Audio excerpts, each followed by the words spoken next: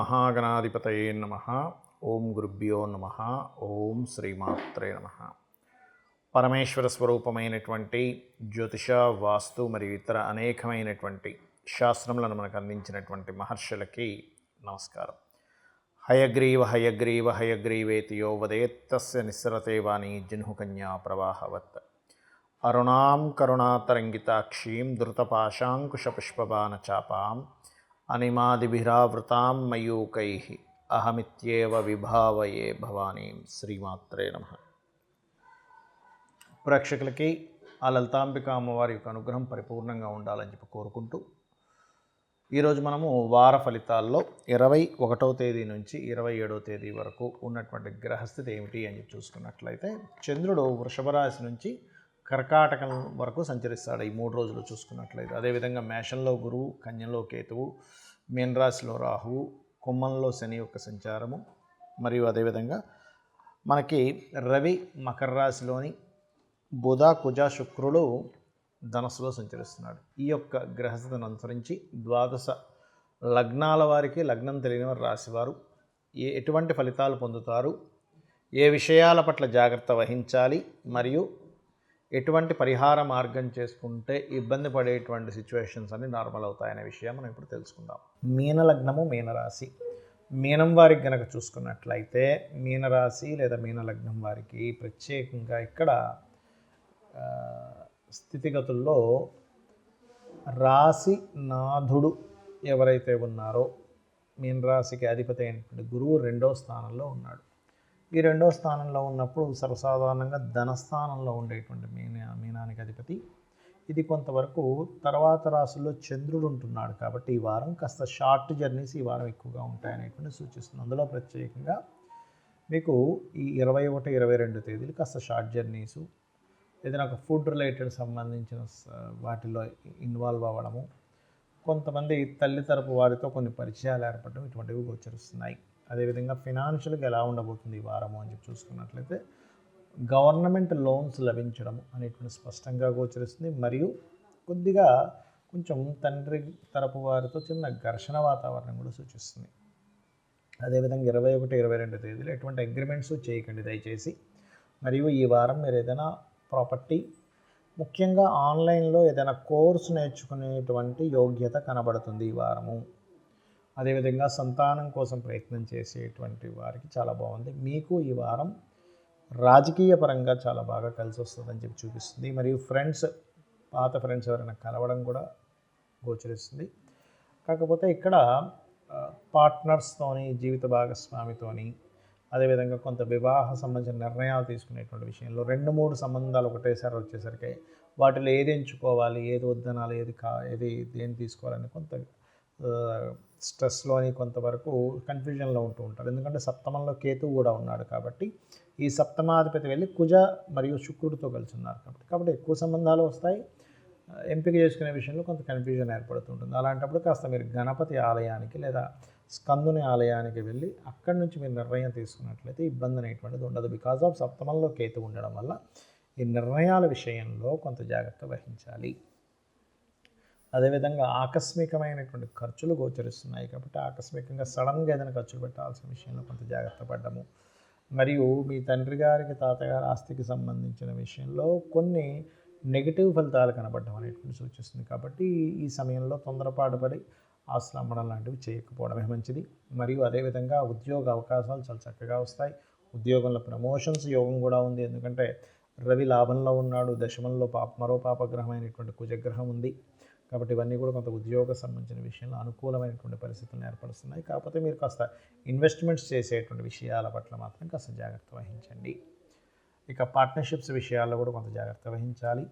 అదేవిధంగా మీరు చేయవలసినటువంటి దేవత ఆరాధన ఏమిటి అని చెప్పి చూసుకున్నట్లయితే, మీరు రాజరాజేశ్వరి అమ్మవారి యొక్క ఆరాధన, ఓం దుమ్ దుర్గాయ నమః అనే నామస్మరణ చేయండి. ఎందుకంటే రాశిలో ఎప్పుడైతే రాహు సంచారం జరుగుతుందో జరగనటువంటి విషయాలు ఏదో జరుగుతాయేమో అనేటువంటి ఒక అపోహని క్రియేట్ చేస్తూ ఉంటుంది. రాహు అంటేనే ఒక ఇల్యూజన్, ఇమాజినేషన్ పెంచుతూ ఉంటుంది. మంచివి ఇమాజినేషన్ చేసుకుంటే మంచిది, కానీ ఏదైనా ప్రమాదం వస్తుందేమో, ఇలా జరుగుతుందేమో, అలా జరుగుతుందేమో ఇమాజినేషన్ అవుతుంటుంది. కాబట్టి ఉదయం నిద్ర లేచిన వెంటనే కాస్త మీరు ఓం దుర్గాయ నమః అనే నామస్మరణ, ఓం దుమ్ దుర్గాయ అనే నామస్మరణ మిమ్మల్ని అనవసరమైనటువంటి ఇల్యూజన్స్ నుంచి బయటపడేయడం జరుగుతుంది. జాతక చక్రం తెలియని వాళ్ళు, అసలు జాతకం తెలియదండి, నాకు గ్రహస్థితి తెలియదు, ఏమీ తెలియదు, డేట్ ఆఫ్ బర్త్ తెలియదు, మాకేదైనా ఒక ప్రయత్నం చేస్తుంటే ఇప్పుడున్నటువంటి గోచార రీత్యా ఏ పరిహారం చేసుకుంటే ఏ ప్రయత్నం ఫలిస్తుంది ఇప్పుడున్న గోచార రీత్యా అని చెప్పి చూసుకున్నట్లయితే, ముఖ్యంగా ఎవరైనా సరే గవర్నమెంట్ రిలేటెడ్ సంబంధించినటువంటి పనులు కనుక చేస్తున్నారు, అది ముందు కదలట్లేదు, లేదా ప్రమోషన్స్ కోసం ట్రై చేస్తున్నాము కదలట్లేదు అనుకునేటువంటి వారు రవి శని గ్రహాల దగ్గర దీపారాధన చేసి దగ్గరలో ఉన్నటువంటి వెంకటేశ్వర స్వామి ఆలయం కానీ సూర్య ఆలయానికి కానీ వెళ్ళడం, లేదా గోవుకి బెల్లము గోధుమ రవ్వ తినిపించండి. మీకు గవర్నమెంట్ రిలేటెడ్ సంబంధించిన వర్కులు కావచ్చు, ఆరోగ్య సంబంధించిన పనులు కావచ్చు, అదేవిధంగా మీకంటే సుపీరియర్స్తో ఏదైనా మాట్లాడుకునేటువంటి విషయాలు కొంచెం సామరస్యంగా వెళ్ళడం కావచ్చు జరుగుతాయి. అదేవిధంగా ఇప్పుడున్న గ్రహస్థితి రీత్యా ఎవరికైనా వివాహ సంబంధించిన విషయంలో ఘర్షణలు ఎదురవుతున్నాయి. అందులో ముఖ్యంగా పురుషులకి ఏదో ఒక చిన్న చిన్న ఘర్షణ ఏర్పడుతుందండి. వివాహ సంబంధించిన విషయం ముందుకు వెళ్ళాలంటే వెళ్ళట్లేదు అనుకునేటువంటి వారు కుజ బుధ గ్రహాల దగ్గర దీపారాధన చేయండి. చేసి రాహుకేతు గ్రహాల దగ్గర కూడా చేస్తే ఇంకా మంచిది. లేదా రావి చెట్టు చుట్టూ ప్రదక్షిణం చేసి ఒక నీటిలో పసుపు కుంకుమ గంధం తీసుకొని ఆ నీటిలో వేసి ప్రదక్షిణం చేసిన తర్వాత ఆ నీటిని వాటి మీద వేయండి. ఖచ్చితంగా మీకు ఏదైతే వివాహ సంబంధించినటువంటిది శుక్రగ్రహం ఉందో ఆ శుక్రగ్రహ అనుగ్రహం కలుగుతుంది దీని ద్వారా. అదేవిధంగా ఉద్యోగాల్లో ఇబ్బంది పడుతున్నాము, ఉద్యోగం రావట్లేదు, మరి ఉద్యోగ ప్రయత్నాలు సక్సెస్ అవ్వాలంటే ఏం చేయాలి, మీకు డేట్ ఆఫ్ బర్త్ టైం ఏమీ తెలియదు కానీ సక్సెస్ అవ్వాలంటే ఏం చేయాలి అంటే, నవగ్రహాల్లో ముఖ్యంగా గుర్తుపెట్టుకోండి, శని భగవానుడు, రాహువు, రవి, అంటే రవి భగవానుడి యొక్క ప్రతిమలు ఉంటాయి మనకి నవగ్రహాల దగ్గర, వాటి దగ్గర నేతితో దీపాన్ని వెలిగించి మీరు లలితా సహస్రనామాల్లో ఒక 9 ప్రదక్షిణాలు చేసుకున్న తర్వాత అదే ఆలయంలో కూర్చొని లలితా సహస్రనామాల్లో ఓం శ్రీమాత శ్రీ మహారాజ్ని శ్రీమత్ సింహాసనేశ్వరి నమః అనేటువంటివి చేసుకోండి. మరి కొంతమందికి కోర్టు వ్యవహారాలు, కోర్టు సంబంధించిన గొడవలు ఇట్లాంటివి ఉంటుంటాయి.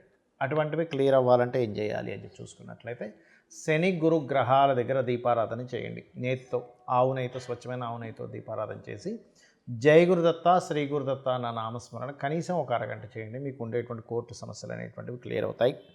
అదేవిధంగా ఇప్పుడున్న గ్రహస్థితి రీత్యా సంతానం కోసం ప్రయత్నం చేసేటువంటి వారు శని రవి కుజ గ్రహాల దగ్గర దీపారాధన చేయండి, అన్ని విధాలా బాగుంటుంది.